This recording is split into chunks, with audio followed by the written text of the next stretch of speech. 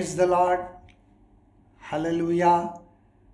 సర్వోన్నతుడైన సర్వశక్తిమంతుడైన దేవుని నామమున ఈ వాక్యం వినడానికి సిద్ధపడి ఉండి క్రమం తప్పకుండా చూస్తున్నటువంటి మిమ్మల్ని, మీ కుటుంబాలను, విశ్వాసులందరినీ దేవుడు కనికరించి కాపాడి మీ యొక్క ప్రతి ప్రార్థన ఆలకించి దేవుడు సహాయం చేయునుగాక, జవాబిచ్చునుగాక. ఆమేన్. దేవుని ప్రియమైన ప్రజలారా, సువార్త పరిచర్య అనేది చాలా భారముతో కూడినటువంటిది. ఒక పోడియం దగ్గర నిలబడి, అనగా ఒక పెద్ద స్టేజ్, మంచి అలంకరణలో వెనక అన్ని లైట్స్, మనుషులు కనబడకుండా ఇలా ఎలక్ట్రిక్ సిస్టంలో లైట్స్, వాక్యము వినబడకుండా చెవులు బద్దలైపోయేటటువంటి సౌండ్ సిస్టము, ఇంకా దేవుని ఆత్మ నడిపింపంటూ ఇలా డ్యాన్సులు చేయడము, ఇవన్నీ కాదు. కానీ సువార్త ప్రకటించడం అంటే యేసుక్రీస్తు ప్రభువు ఆ ఎదుటున్న వ్యక్తి జీవితంలో ఏం చేశాడు, ఆయన ఈ లోకంలోనికి రావడం వలన ఈ ఎదుటున్నటువంటి వ్యక్తి జీవితంలో ఏం జరిగింది, ఆయన మరణ శ్రమల పునరుత్థానం వలన అనేది ఈ వాక్యము అతనిలో కార్యసిద్ధి కలుగజేస్తుంది. నీవు పశ్చాత్తాపపడి మారు మనసు పొందిన తర్వాత నీ పాపాలేవి ఇంకా అవి లేవు, అవన్నీ యేసుప్రభు మీద వేయబడి ఉన్నవి గనుక నీవిప్పుడు శిక్షకు పాత్రుడవు కాదు. నీ ఆత్మ రక్షింపబడినది, కానీ నీ రక్షణలో కొనసాగు అని చెప్పేది సువార్త. అదెంతో కష్టం. పరిశుద్ధాత్మ దేవుడు చేస్తాడు కార్యం. హృదయాన్ని మార్చేది నేను కాదు, మనుషులు కాదు. ఈ రోజుల్లో ఏమైపోయింది, ఎవరైనా కొత్త వాళ్ళు రాగానే బాప్తిస్మం కొరకు వీరిని సిద్ధపరచండి, నెక్స్ట్ వీకే మీకు పలానా రోజు మన అందరం వెళ్ళాలి, రావాలి, అవి ఇలా చేయండి, పాస్టర్ గారు ఇవ్వండి, ఇది మా సంఘంలోనికి ఇంతమంది వచ్చేసారు. అది కాదు. లెక్క కొరకు వారిని చేర్చుకొని లెక్కిస్తున్నావేమో ఇంతమంది ఉన్నారు అని. 10 లక్షల మంది ఎదురుగా కూర్చొని వింటూ ఉన్నారు. ఆ సేవకుడు చెప్పినటువంటి మాటను బట్టి ఆ 10 లక్షల మందిలో ఒక్కడైనా యేసుప్రభువుని ఎరగకపోతే ఏం లాభం? లెక్కొప్ప చెప్పాల్సి ఉంటుంది. నేను చేస్తున్నటువంటి పని, దేవుని కొరకు చేస్తున్నటువంటి పని, అది అగ్ని చేత కాల్చబడుతుంది. దేని చేత కట్టుచున్నాను నేను? బంగారము, కర్ర, ఇనుము, వీటితోనా, లేకుంటే దేవుని వాక్యముతోనా? ఆ భయము వణుకుతో నేను మీ ముందుకు వాక్యం తీసుకొని వస్తాను. కాబట్టి వాక్యం వినడానికి సిద్ధపడదామా? ప్రభువా, కనికరించు లక్షణం కలిగి మార్పులేని ప్రభుడవు నీవు యేసుక్రీస్తు. ప్రభువా, ఇదిగో నేను జీవించుచున్నాను కనుక మీరును జీవించెదరని మమ్మల్ని ధైర్యపరిచి వాగ్దానం ఇచ్చి మమ్మల్ని జీవింపజేస్తున్నావు. నీవు సజీవుడమైనటువంటి దేవుడవు కాబట్టి మేము కూడా సజీవులమే. ఆ విశ్వాసము, నమ్మకం మాలో కలుగజేసి నీ వాక్యంలో ఉన్న సత్యములను విని ఆ వాక్యానుసారంగా జీవించకు మమ్మల్ని అందరినీ బలపరిచి నడిపించుమని త్వరగా రానైనటువంటి యేసుక్రీస్తు నామమున ప్రార్థిస్తున్నాను తండ్రి. ఆమేన్. దేవుని ప్రియమైన ప్రజలారా, మత్తయి సువార్త 24వ అధ్యాయము 14వ వచనములో యేసుప్రభు ఈ విధంగా చెప్పాడు శిష్యులతో. ఒలీవ కొండల మీద కూర్చొని యేసుప్రభు ఈ యొక్క మాటలను చెప్పాడు. ఏమనంటే, మరియు ఈ రాజ్య సువార్త సకల జనములకు సాక్షార్థమై లోకమంతటను ప్రకటింపబడును, అటు తర్వాత అంతము వచ్చును. రాజ్య సువార్త ప్రకటించబడుతుంది అని చెప్పాడు. ఇప్పుడు చాలామంది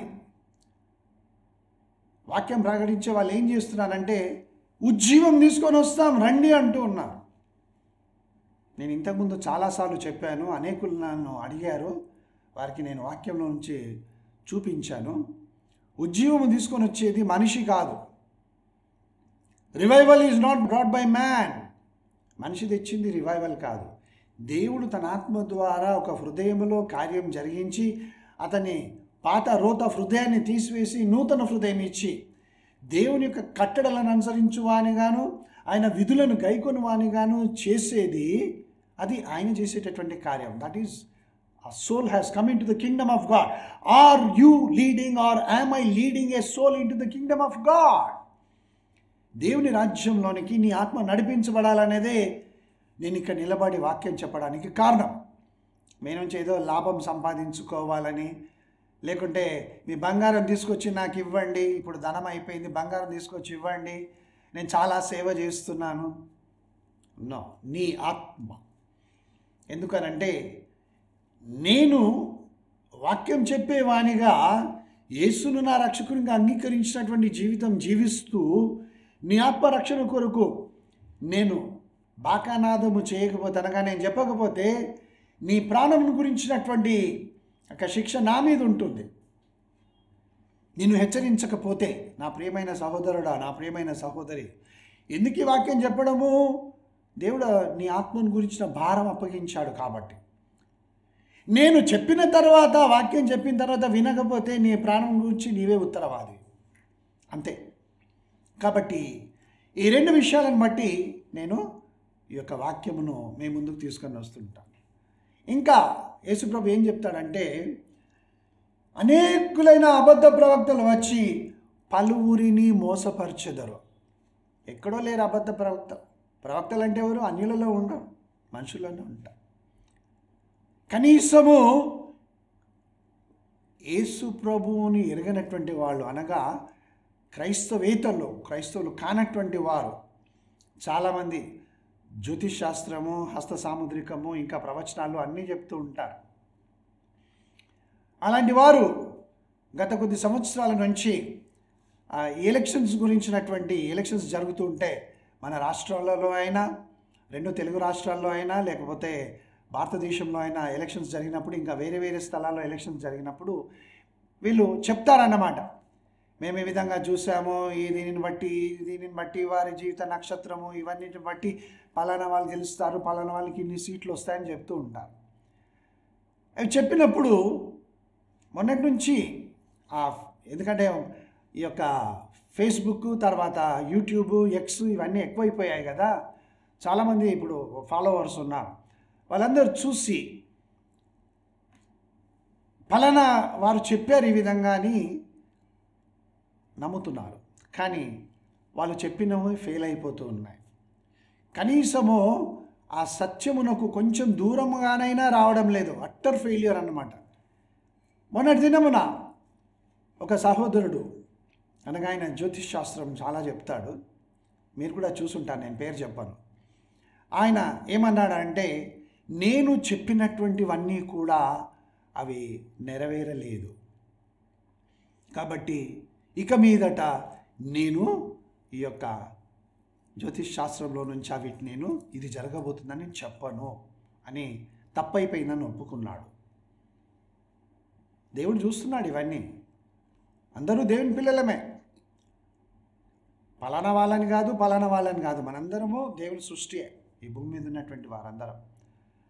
కనీసము వారైనా తప్పైందని ఒప్పుకొంచున్నారు. కానీ మన క్రిస్టియన్ ఈ ఫెయిత్ ప్రీచర్సు, ప్రాస్పరిటీ గాస్పెల్ ప్రీచర్స్ ఉన్నారు కదా, వాళ్ళు చెప్పినవన్నీ ఫెయిల్ అయిపోయాయి. ఎందుకంటే అవి దేవుని యొద్ద నుంచి వచ్చినవి కాదు. దేవుడు నన్ను నిలబెట్టి, ఇదిగో పలానాయన అమెరికాలో గెలుస్తాడు, రష్యాలో పలానాయన గెలుస్తాడు, ఆఫ్ఘనిస్తాన్లో పలానా, ఇవన్నీ నన్ను చెప్పలే. దాని గురించి కాదు, సువార్త ప్రకటించమన్నాడు, ఆత్మను రక్షణలోనికి నడిపించమన్నాడు, బాధలో ఉన్న వారికి ఆదరణను కలుగజేసే దేవుని మాటలను చెప్పమన్నాడు, కష్టాలలో ఉన్న వారిని ఆదుకోమని చెప్పాడు, పడకల మీద లేవలేని పడి ఉన్నటువంటి వారిని పరామర్శించమని చెప్పాడు. నీ చేతనైతే కొంచెం అన్నం పెట్టు వారికి, ఇది దేవుడు మనకి ఇచ్చినటువంటి బాధ్యత. కానీ ప్రవచనాలు దేవుని యొద్ద నుంచి వచ్చాయి. పరిశుద్ధాత్మ దేవుడు మమ్మల్ని ఇలా చేస్తున్నాడని చెప్పేసి చాలామంది ప్రవచనాలు చెప్పి ఈ దినమున వారు ఒప్పుకోవడం లేదు. మేము తప్పు చెప్పాము, లేకపోతే అది దేవుని యొద్ద నుంచి వచ్చింది కాదు, మమ్మల్ని క్షమించడం చెప్పడం లేదు. దాన్ని కప్పిపుచ్చుకోవడానికి ఇంకా వేరే వేరే కార్యక్రమాలు దేవుని నామమున చేస్తున్నారు. ఇది చాలా విచారకరము. ఇది ఆత్మీయ జీవితంలో ఎవరైతే ఇలాంటి సేవకులను ఫాలో చేస్తున్నారో వారి ఆత్మీయ జీవితంలో అపనమ్మకము, అవిశ్వాసము పుట్టించేటటువంటి విధానం. కాబట్టి దేవుడు ఏమంటున్నాడంటే, ఇది అబద్ధ బోధకులు, అబద్ధ ప్రవచనాలు చెప్పేటటువంటి వారి కాలము. నేను ఒక వాక్యాన్ని చూపిస్తాను. అపోస్తలుడైన పౌలు తిమోతికి వ్రాసినటువంటి 2వ పత్రిక 2వ అధ్యాయము 14-15 వచనాలు. వినువారిని చెరుపుటకే గాని మరి దేనికి నీ పనికిరాని మాటలను గూర్చి వాదములు పెట్టుకోదని ప్రభు ఎదుట వారికి సాక్ష్యం ఇచ్చుచు ఈ సంగతులను వారికి జ్ఞాపకం చేయము. దేవుని ఎదుట యోగ్యునిగాను, మనుషుల ఎదుట కాదు. మంచి సూటు బూట్ వేసుకొని, ఇదిగో మా పాస్టర్ గారిని దేవుడు ఎంతగా దీవించాడంటే ఆయన సూటు ఒక్కొక్కటి ఎన్ని లక్షల రూపాయలు ఉంటుంది, వారు విమానంలో వెళ్తే ఎన్ని కోట్ల రూపాయలు ఉంటుంది. అది కాదు. దేవుని ఎదుట నేను ఏ విధంగా కనబడుతున్నాను, దేవుని ఎదుట నేను ఏ విధంగా కనబడుతూ ఉన్నాను, దేవుని ఎదుట యోగ్యునిగా ఉన్నానా లేదా, సిగ్గుపడనక్కర్లేని పనివానిగా నేను ఉన్నానా లేదా, సత్యవాక్యమును సరిగా ఉపదేశించువానిగాను నిన్ను నీవే దేవునికి కనపరుచుకున్నటకు జాగ్రత్త పడము. నేను ఇక్కడ నిలబడ్డాను, కెమెరా ముందు ఉన్నాను, ఇప్పుడు నేను మాట్లాడే మాటలు మీరు త్వరలో వినబోతున్నారు. కానీ నేను ఎవరికి కనబడాలని జాగ్రత్త పడుతున్నానంటే దేవునికి కనబడాలని. మీ వలన లాభం సంపాదించుకోవడానికి మీకు అన్నీ చూపించి, ఈ కోడ్ని మీరు స్కాన్ చేయండి, లేకపోతే ఈ విధంగా ఈ సేవా పరిచర్యకి ఇవ్వండి, లేకపోతే ఈ విధంగా మీరు మీ దగ్గర ఉన్న వాటినన్నీ ఇవ్వండి అని చెప్పి నేను ఎప్పుడైనా మిమ్మల్ని అడిగానా? అంటే నా దగ్గర ఇంత బోల్డ్ అంత డబ్బు ఉందా, ఆయనకేమండి బోల్డ్ అంత డబ్బు లేదు. దేవుడు ఉన్నాడు నాకు. ఆ సమయానికి నేను ట్రైన్లో రావాలన్నా ట్రైన్ ఫేర్ ఇస్తాడు, ఇక్కడ మోక్ష మార్గం టీవీ ఛానల్ పరిచర్యకు ఇవ్వాలన్నా ఇక్కడ ఇస్తాడు, ఇంకా వేరే సువార్త సేవ కొరకు ఆయన ఇస్తాడు. నా దగ్గర బోల్డ్ అంత డబ్బు లేదు, ఎందుకంటే ఎవరు ఇవ్వరు. దేవుని ఎదుట నేను యోగ్యునిగా నేను కనపరుచుకోవాలి. కాబట్టి ఎవరు చూస్తున్నారు నన్ను? ఇప్పుడు దేవుడు చూస్తున్నాడు. నన్ను దేవుడు చూస్తున్నాడు. కనుక నా ప్రియమైనటువంటి సహోదరుడు, నా ప్రియమైన సహోదరి, బైబిల్లో ఉన్నటువంటి వాక్యములు మనము తప్పకుండా సరైన విధంగా ఉపదేశించాలి. వాక్యమును వక్రీకరించి చెప్పి మీ వలన నేను లాభం సంపాదించాలనుకోండి, ఆ తర్వాత ఆయన సన్నిధానంలోనికి వెళ్ళగలిగే యోగ్యత కూడా ఉండదు. అలాంటి స్థితిలో ఉంటారు. కానీ ఈ రోజుల్లో ఏమైపోయిందంటే, పౌలు భక్తుడు చెప్పినట్లుగా దురద చెవులు, అనగా దురద చెవులు అంటే ఇప్పుడు ఇలా క్లీన్ చేసుకోవడం కాదు. దురద చెవులు అంటే నేను ఏది వినాలనుకుంటున్నానో ఆ చెవులు అన్నమాట. కొంతమంది పక్కింటి వాళ్ళ గురించి ఎవరైనా చెప్తుంటే చాలా ఆసక్తి, ఆ చెప్పే వాళ్ళంటే ఎంతో ఇష్టం, వారితో స్నేహం చేసి ఇంకా వాళ్ళ గురించి వీళ్ళ గురించి వింటూ ఉంటారు. అదే దురద చెవి. పాస్టర్ గారి గురించి మాట్లాడారనుకోండి, అది వింటారు. సంఘ పెద్దల గురించి మాట్లాడారనుకోండి, అది వింటారు. అది దురద చెవులు అన్నమాట. ఈ లోక సంబంధమైనటువంటి పిట్ట కథలు, కల్పనా కథలు, ఫిజిక్స్ కూడా వ్యతిరేకంగా ఉన్నటువంటి చెప్తే కూడా, ఆహా ఏం చెప్పాడండి మా సేవకుడు, ఇలాంటివి ఎవ్వరూ చెప్పలేరండి. ఇది కామెంట్స్. ఒకవేళ ఎవరైనా, నేను చూస్తుంటాను ఫేస్బుక్లో, తర్వాత నేను ఎప్పుడు కామెంట్స్ పెట్టలేదు, ఎవరిని నేను ఖండించలేదు, ఇంతవరకు ఖండించను కూడా. ఎవరైనా ఖండిస్తూ మాట్లాడితే ఆ ఖండించిన అతని పేరు మనం అనుకుందాం క్రిస్టియన్ అని అనుకుందాం. క్రిస్టియన్ అనేటటువంటి ఆయన ఫేస్బుక్లో ఒక వీడియోని చూసి ఇది ఇలా కాదని చెప్తే 10 మంది అతని మీదికి లేచి ఇష్టానుసారంగా మాట్లాడి కామెంట్స్ పెడతారు. ఇంకా అతని ఫోన్ నెంబర్ ఏదో విధంగా సంపాదించి అతన్ని భయపెడతారు. నీ మీద పరువు నష్టం దావా 2 కోట్లకి ఇస్తా, మా పాస్టర్ నేను ఇలా అంటావా? ఏమనుకుంటున్నావా? ఆయనను చూస్తే 10 లక్షల మందికి ఆయన కాపరి. మొన్న వాట్సాప్లో ఒక వీడియో పంపించారు. ప్రపంచంలోనే చాలా పేరు ప్రఖ్యాతులైనటువంటి ఒక సేవకుడు ఆయన గురించి చెబుతూ ఆ సేవకుడు ఏమంటున్నాడంటే ఇంటర్వ్యూయర్తో, నన్ను క్షమించండి, నేను తప్పు చేశాను, వాక్యమును నేను నా కొరకు నేను బోధించుకొని ధనము సంపాదించుకోవడానికి నేను ప్రకటించాను. I'm sorry for misusing the word అని చెప్పేసి ఆయన క్షమాపణ అడుగుతున్నాడు. ఏం చేశాడు? ఇవ్వండి, మీరు ఇంత ఇస్తే, ఇండియాలో కూడా ఉన్నారు అలాంటి వారు, మీకు ₹1,00,000 కావాలా 10,000 కానుక ఇవ్వండి మా దగ్గర, దేవుడు మీకు ₹1,00,000 ఇస్తాడు. మీకు 10 లక్షలు కావాలా, మీరు ₹1,00,000 మాకు కానుక ఇవ్వండి. ఈ విధంగా మీకు ఎంత కావాలని దేవుడు చెప్పాడు అక్కడ? నువ్వు ఇంత ఇస్తే నేను ఇంత ఇస్తానని చెప్పి లేదు కదా. వక్రీకరించి వాక్యం చెబుతూ ఒక్కరోజు కంట వారు దుబాయ్ వెళ్ళారంట. ఆ సేవకుడు మన దగ్గర నుంచి కూడా వెళ్తున్నారులేండి, మనకు కనబడనివారు. ఫారెన్ కంట్రీస్లో అయితే అన్నీ ట్రాన్స్పరెంట్గా ఉంటుంది కాబట్టి చూపిస్తారు. మన దగ్గర ఈ సేవకులు చేసే దానిని కనబడకుండా కప్పివేసేది ఎవరంటే ఆయన చుట్టూ ఉంటారు కొంతమంది, వాళ్ళు అన్నమాట. బయటికి రానివ్వకుండా, ఏది బయటికి తెలియనివ్వకుండా అన్నీ మూసివేసి వాళ్ళని కాపాడుతూ ఉంటారు. అందుకే వాళ్ళు ఇష్టానుసారంగా సేవకులు చేస్తున్నారు, జీవిస్తున్నారు, వెళ్తున్నారు. ఫారెన్ కంట్రీస్కి వెళ్తారు, యూరోప్ ట్రిప్ వెళ్తారు, అమెరికాకు వెళ్తారు. అయితే ఈయన తాను తన యొక్క భార్య ఇంకా కుమారుడు కోడలు వీళ్ళందరూ కలిసి దుబాయ్ వెళ్ళారంట. అక్కడ ఒక్క ప్రెసిడెన్షియల్ సూట్, దీంట్లో ఉంది, వీడియోలో ఉంది, వాళ్ళు చెప్పారు, రోజుకు $25,000 అంట. ఒక్క రోజు ఒక 24 అవర్స్కి $25,000 అంటే మన దగ్గర ఒక డాలర్ ఇప్పుడు నాకు ₹80 ఉందో ₹90. 80 × 25,000 ఎంత అవుతుందో చూసుకోండి ఇండియన్ కరెన్సీలో. ఎక్కడి నుంచి వచ్చింది డబ్బు? సేవార్థమై ఇవ్వండి, మేము అక్కడ ప్రకటిస్తున్నాం, మా దగ్గర 10 చర్చిలు ఉన్నాయి, దానికి ఇప్పుడు సరిపోవడం లేదు, మేము ఈ సేవ చేస్తున్నాం, ఇవ్వండి అని చెప్పి ఆ వచ్చినటువంటి ధనం అంతా సమకూర్చుకొని కోట్ల రూపాయలు సరిపోక ఇప్పుడు ఇంకా రత్నాలు, వజ్రాలు, వైడూర్యాలు ఇవన్నిటి మీద పడ్డారు. సరిపోతలేదు, ఆశకు అంతు ఉండదు. కాబట్టి దుర్దచ్యువులు కలిగినటువంటి వాళ్ళు. ఆ తర్వాత వాక్యం ఏమంటుందంటే, అపోస్తలుడైన పౌలు కొరింథీయులకు రాసిన మొదటి పత్రిక 2వ అధ్యాయము 13వ వచనంలో బైబిల్ గ్రంథంలో ఈ విధంగా వ్రాయబడింది: మనుష్య జ్ఞానము నేర్పు మాటలతో కాక ఆత్మ సంబంధమైన సంగతులతో సరిచూచుచు ఆత్మ నేర్పు మాటలతో వీటిని గూర్చి మేము బోధించుచున్నాము. పరిశుద్ధాత్మతో ఈ యొక్క వాక్యమును సరిచూచి నేను చెబుతున్నటువంటి మాటలు ఏమైనా ఇందులో వక్రీకరిస్తున్నానా, తేడాగా ఉందా నా మాటల్లో, నా స్వార్థం కొరకు నేనేమైనా ఈ వాక్యమును ఉపయోగించుకొని నేను చెబుతూ ఉన్నానా అని ఆత్మచేత సరిచూచుకొనుచు దానిని నేను బోధిస్తున్నాను మీకు. Yes, only Jesus. యేసు ప్రభుని గురించి మాత్రమే చెప్పి ఇవన్నీ చేస్తే మీరు ఏమి ఇవ్వరని నాకు తెలుసు.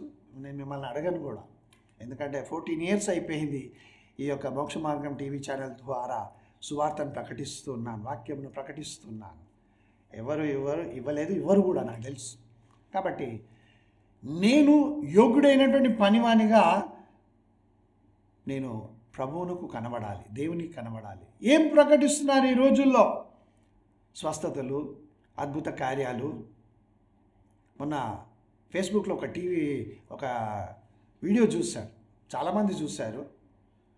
అయితే అక్కడ ఒక సేవకుడు టచ్ విడిచి వెళ్ళిపో అంటే ఆ దయ్యం బట్టి నా అమ్మాయి చెప్తా ఉంది, నేను వెళ్ళను, పో యేసు నామములో, నేను వెళ్ళను, నువ్వెవరు, నీ దేవుడు నన్ను ఏం చేయలేడనంటే ఈయన పక్కకు జరిగిపోయాడు. ఈ సేవకుడు కింద కామెంట్ పెట్టారు, నీ పవర్ తగ్గిపోయిందా, నీలో యేసు లేడా అని ఆ సేవకుడిని అడుగుతున్నారు వాళ్ళు.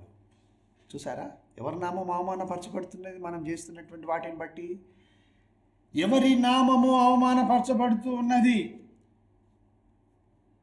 దేవుని నామం అవమానపరచబడుతున్నది. కాబట్టి ప్రకృతి సంబంధమైనటువంటి మనుషులకు ఇలాంటివి ఎన్ని చెప్పినా వారు మనుష్యుల వైపునకే చూస్తారు.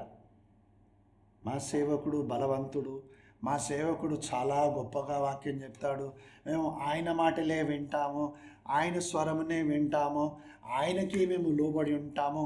ఇదే ఏమైనా చెప్పని ఆయన యేసుప్రభుని మాత్రం నమ్మరు. మీరు చూడండి, యేసుప్రభుని ఎవరైనా దూషించినా లేకుంటే దేవుని బిడ్డలని ఎవరైనా ఏం చేసినా కానీ ఎవరైనా ఒక్కరు నోరు విప్పి మాట్లాడతారా? మాట్లాడరు. యేసుక్రీస్తు ప్రభు త్వరగా రాబోతూ ఉన్నాడు, మనుష్య కుమారునిగా రాబోతూ ఉన్నాడు. నీవు నమ్మినా నమ్మకపోయినా, నేను నమ్మినా నమ్మకపోయినా, ఎవరు నమ్మినా నమ్మకపోయినా ఆయన దేవుడు. ఆయన మధ్యాకాశంలో కనబడబోతూ ఉన్నాడు. సమయం వచ్చేసింది. ఇవన్నీ జరుగుతున్నాయి. అబద్ధ బోధలు, దుర్బోధలు, స్వార్థం కొరకైనటువంటి బోధలు, అంతరిక్ష బోధకులు, వాక్యమునకు ఎన్నెన్నో పేర్లు పెడుతున్నారు. ఆ వాక్యమని, శుద్ధ వాక్యమని, ఆ వాక్యమని, ఈ వాక్యమని పేర్లు పెడుతున్నారు. కానీ బైబిల్లో రాయబడినది సత్యవాక్యం. అందుకే యేసుప్రభు ప్రార్థన చేశాడు, సత్యమందు వీరిని ప్రతిష్ఠించు, నీ వాక్యమే సత్యము. మిమ్మల్ని దేవుడు సత్యమందు ప్రతిష్ఠించునుగాక, తన వాక్యము చేత మిమ్మల్ని ప్రతిష్ఠించునుగాక. Sanctify, may God sanctify you, మిమ్మల్ని ప్రతిష్ఠించునుగాక దేవుడు తన వాక్యం చేత. సత్యమందు మీరు సత్యమును నమ్మేటటువంటి వాళ్ళు, సత్యమును బట్టి జీవించేటటువంటి వాళ్ళు, సత్యం కొరకు నిలబడేటటువంటి వాళ్ళు, ఈ వాక్యమే సత్యం. అబద్ధ బోధలను నమ్ముకుంటా అబద్ధ బోధకులు వెళ్ళి నేనేదో ఫస్ట్ పరలోక రాజ్యంలో నేనే ఉంటానువా అని, నో, జాగ్రత్త. విడవబడుట బహుఘోరం. గుడ్డివాడు నడుస్తుంటే వాడిని వెంబడించేవాడు కూడా గుంటలో పడతాడు. నీ కళ్ళున్నాయి, గుడ్డివాడిని వెంబడి ఎందుకు వెళ్తావు? దేవుడు అడుగుతాడు, ఎందుకు ప్రభా నన్ను గుంటలో పడేసేదానికి అనుమతించావు? మరి నీకు తెలీదా ఆయన గుంటలో పడుతున్నాడు, గుడ్డివాడు? మరి నీవు సరి చేసుకోవచ్చు కదా నీ త్రోవా. నన్ను వెంబడించమంటే నువ్వు ఎవరిని వెంబడించావు? అది జవాబు లేదు నీ దగ్గర. కాబట్టి దేవుని ప్రియమైన ప్రజలారా, ఉజ్జీవం ఇప్పుడు ఉందా? దేవుని వాక్యం ఏమంటుందంటే విశ్వాస భ్రష్టులైపోతారనుంది కడవరి దినములలో. వాక్యమేమో భ్రష్టులైపోతారనుంది. అది దేవుడు చెప్పినటువంటి మాట తన ఆత్మ ద్వారా. కొంతమంది ఏమో మేము ఉద్యోగం తీసుకొని వస్తాము, ఆత్మలు రక్షింపబడతాయి, గొప్ప కార్యాలు చేస్తామని చెప్తున్నారు. అపోస్తలుడైన పౌలు తిమోతికి రాసినటువంటి మొదటి పత్రిక 4వ అధ్యాయము 1వ వచనం మనం గమనించినట్లయితే అక్కడ తేటగా దేవుని యొక్క వాక్యంను మనం చూస్తాం. ఇది నేను చెప్పినటువంటి మాట కాదు, ఇది బైబిల్ గ్రంథంలో ఉన్నటువంటి గొప్ప సత్యం. అయితే కడవరి దినములలో కొందరు అబద్ధికుల వేషధారణ వల్ల మోసపరచు ఆత్మలేందు దయ్యముల బోధేందును లక్ష్యముంచి విశ్వాస భ్రష్టులని ఆత్మ తేటగా చెప్పుచున్నాడు. మీరు చూడండి, మేము పలానా సేవకుని దగ్గరికి వెళ్ళాము, పలానా సేవకుని చాలా సంవత్సరాలుగా వెంబడించాము, ఆయనకు అన్నీ ఇచ్చామేమో, కానీ ఈ దినమున మేము దేవుణ్ణి నమ్మడం మానేసాం, ఎందుకంటే ఆయన ఈ విధంగా చేస్తాడు, అక్కడ ఏ విధంగా జరిగిందని ఇంటర్వ్యూలు వింటున్నాము. ఫేస్బుక్లో, వాట్సాప్లో అన్నింటిలో చూస్తూ ఉన్నాం. మీరు వినడం లేదా? అవునులేండి, మీకెందుకు, మీరు వినరు. కొంతమంది వినరు, ఎందుకంటే అవన్నీ అబద్ధాలండి, వాళ్ళని కల్పించి చెప్తారు. మా సేవకుడు చాలా గొప్పవాడు, దేవునితో సమానంగా ఉన్నవాడండి మా సేవకుడు. బా, ఏమి టీవీ అయినది, ఏమి మాటలు, నేర్చుకున్నటువంటి మాటలు, హెర్మెనెటిక్స్ అంటారు. ఏ విధంగా ఎదుటిన్న వాళ్ళను ఆకట్టుకోవాలి మాటలతో అనేది సినిమాల్లో చూపిస్తారు చూడండి. బ్యాక్గ్రౌండ్ మ్యూజిక్ ఇస్తారు. ఎందుకు? మైండ్ అంతా కూడా వినుచున్నటువంటి మాటలతో, ఈ బ్యాక్గ్రౌండ్ మ్యూజిక్తో అలా వాళ్ళు చెప్పిన దానికి మీ మైండ్లో రిజిస్టర్ అయిపోతున్నాయి, దాని ప్రకారమే చేస్తాను. అందుకే మ్యూజిక్ ఉపయోగిస్తారు. ఏమంటున్నాడు ఇక్కడ?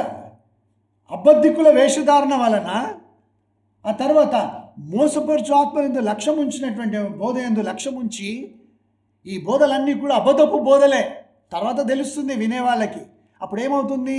వీళ్ళు భ్రష్టులైపోతారు, అనగా దేవుణ్ణి విడిచిపెట్టేస్తారు. ఇప్పుడు చాలామంది విడిచిపెట్టేస్తారు దేవుణ్ణి. ఎవరి వల్ల? వాక్యం అబద్ధం కాదు, చెప్పేవాడు అబద్ధికుడు, బోధించేవాడు అబద్ధికుడు, అడుగుచున్నటువంటి వాడు అబద్ధికుడు. వారి యందు లక్ష్యం ఉంచి దేవుని యందు విశ్వాసం ఉంచినటువంటి ఒక ఆత్మ పరలోకం నుండి నరకంలోనికి పడిపోవడానికి కారణము ఈ బోధ. జాగ్రత్త పడండి. ఇప్పటికైనా కళ్ళు తెరవండి. ప్రభువా, నా మనోనేత్రములను వెలిగించమని అడగండి. ప్రకటన గ్రంథము 7వ అధ్యాయము 9వ వచనం మనం గమనించినట్లయితే అక్కడ బైబిల్ గ్రంథంలో ఈ విధంగా వ్రాయబడింది. అటు తర్వాత నేను చూడగా, ఇదిగో ప్రతి జనములో నుండి, ప్రతి వంశంలో నుండి, ప్రజల్లో నుండి, ఆయా భాషలు మాట్లాడే వారి నుండి వచ్చి ఎవడునూ లెక్కింపజాలని ఒక గొప్ప సమూహం కనబడెను. వారు తెల్లని వస్త్రం ధరించుకున్న వారే ఖర్జూరపు మటలు చేత పట్టుకొని సింహాసనం ఎదుటనో గొర్రెపిల్ల ఎదుటనో నిలువబడిని. ఎవరు వీళ్ళు? వీళ్ళెవరంటే ఆ యొక్క అంత్యక్రీస్తు పాలన ప్రారంభమైన తర్వాత అతను వెళ్ళి సంఘం ఎత్తబడిన తర్వాత అంత్యక్రీస్తు పాలన ప్రారంభం అవుతుంది. యాంటీ క్రైస్ట్ సంఘం ఎత్తబడుతుంది. నేను ఉండను,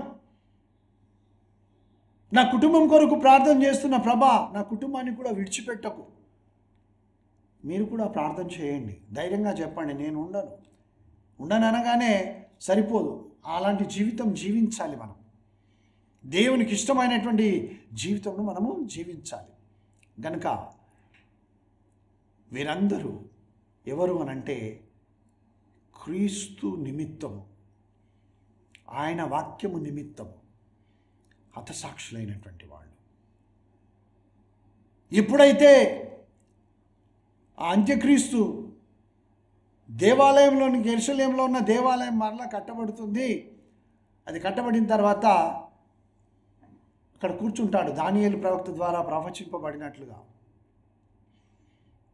హేయకరమైనటువంటి వస్తువుగా అందులో కూర్చోగానే అప్పుడు ఇశ్రాయేలీయులు, యూదులకు తెలుస్తుంది, మేము ఇంతవరకు నమ్మినది నిజమైన క్రీస్తును, మెస్సియాను కాదు, ఇతడు అబద్ధికుడు అని వాళ్ళు ఏం చేస్తారంటే అతన్ని వెంబడించడం మానేసి వీళ్ళు పారిపోతారు. అప్పుడు ఈ అంత్యక్రీస్తు తనకున్నటువంటి పవర్తో వీళ్ళందరినీ వెంటాడి తరిమి చంపుతాడు.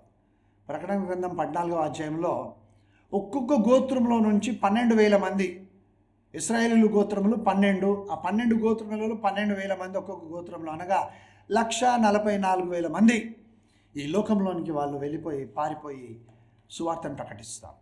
యేసుక్రీస్తు ప్రభువే నిజమైనటువంటి దేవుడు, ఆయనే మెస్సయ, ఆయన ద్వారానే పాపక్షమాపణ కలుగుతుందని అప్పుడు గొప్ప ఉజ్జీవం తీసుకున్న వాళ్ళే 7వ అధ్యాయంలో చూపిస్తున్నాడు.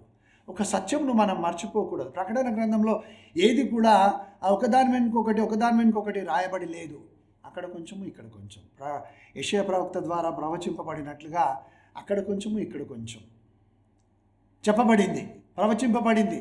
ఆ విధంగా క్రోనలాజికల్ ఆర్డర్లో లేదు. ఈ 7వ అధ్యాయం మనం చూసినట్లయితే వీరందరూ కూడా ఆ యొక్క 1,44,000 మంది సువార్తను ప్రకటించినప్పుడు అందరూ విని మారుమనసు పొంది మరణము వరకు వారు క్రీస్తు కొరకు నిలబడితే వాళ్ళందరినీ చంపేస్తారు.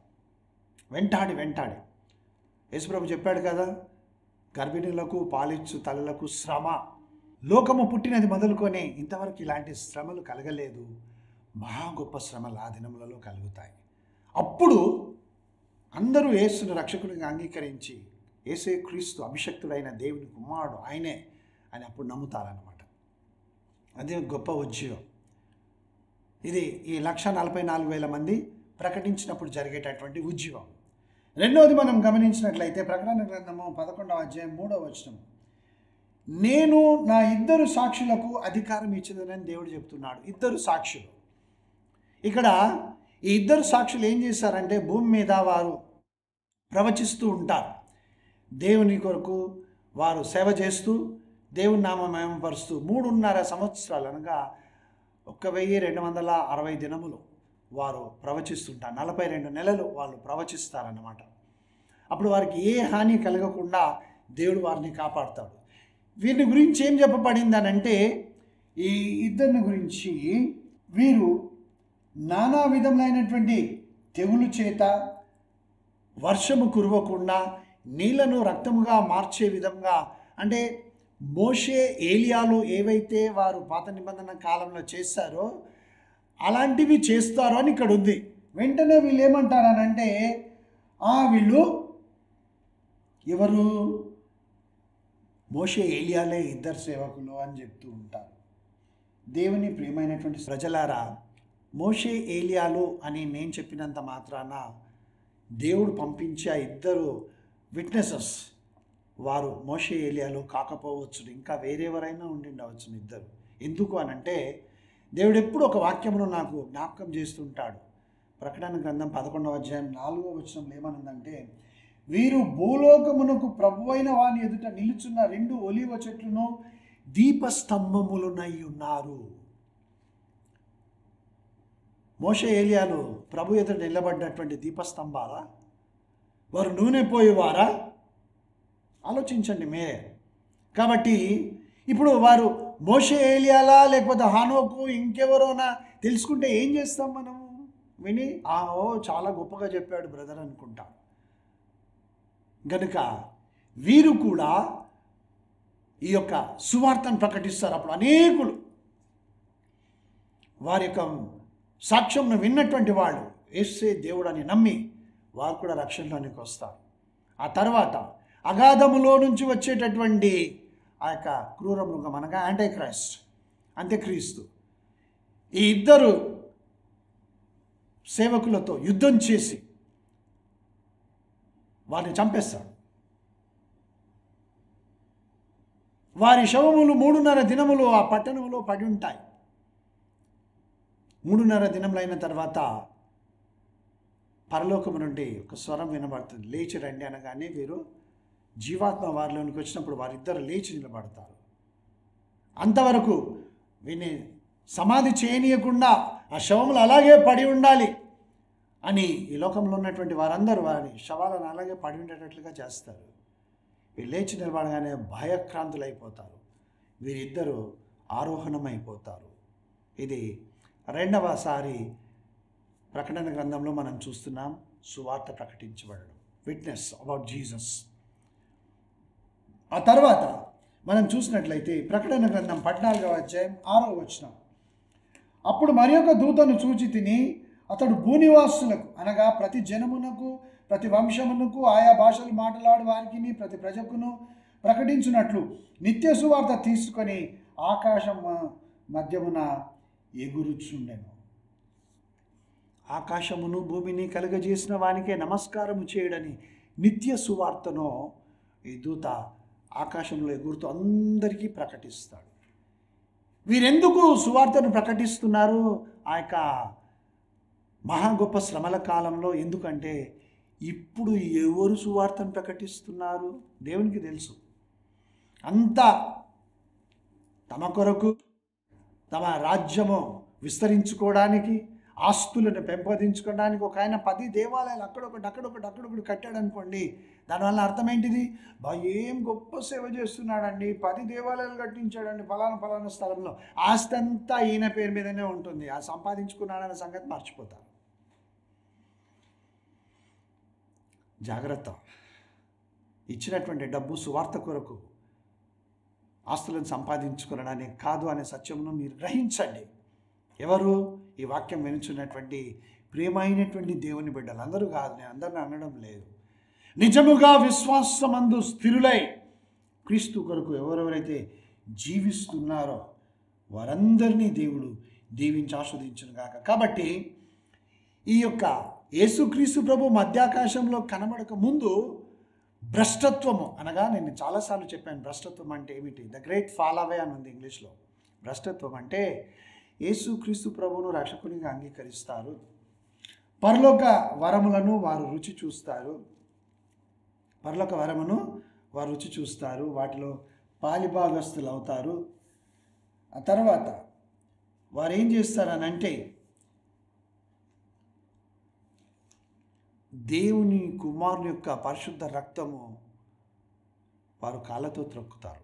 అంటే ఆయనను విడిచిపెట్టి వెళ్ళిపోతారు. కారణాలు ఏమైనా కావచ్చు. నేను ఇంతకుముందు మీకు చూపించాను. తిమోతికి రాసిన మొదటి పత్రిక 4వ అధ్యాయం 1వ వచనం. వాక్యము వక్రీకరించి చెప్పడం వలన నీకు 10 లక్షలు కావాలి, మా దగ్గర ₹1,00,000 వేయనంటే ఆ ₹1,00,000 కానుక వేసిన వానికి 10 లక్షలు రాకపోతే ఆయన ఏమైపోతాడు? విశ్వాసభ్రష్టుడు కాడా? అబద్ధం చెప్పాడు, ఈయన మోసగించాడు. చాలా సంవత్సరముల క్రితము, ఇంకా ఎక్కడెక్కడ జరుగుతున్నాయో మనకు బయటపడలేదు, నేను మాత్రం చూశాను. ఒక ఆంటీ చనిపోయింది. భర్త ఏం చేశాడు, ఆమెను తీసుకొని వెళ్ళి ఒక లోపల రూమ్లో పెట్టేసి లోపల వెయిట్ చేస్తున్నారు. ఎందుకు? మా పలానా సేవకుడు చెప్పాడు మృతులలో నుండి లేపే శక్తి ఉన్నదని. ఇంకా ఆయనకు ఫోన్ చేస్తున్నారు, వస్తాను మీరు ప్రార్థిస్తూ ఉండండి అని. ఉదయం నుంచి మధ్యాహ్నం 3 అయిపోయింది. ఆ ఆంటీ గారు చనిపోయారని తెలిసినటువంటి బంధువులు, రక్త సంబంధికులు, సంఘం అందరూ వచ్చారు. ఎవరు ముఖం చూస్తలేరు, ఎందుకంటే లోపల పెట్టుకొని కూర్చొని ఉన్నారు. 3 ఆ టైంలో వీళ్ళు ఫోన్ చేస్తే ఆ సేవకుడు ఫోన్ తీయడం లేదు.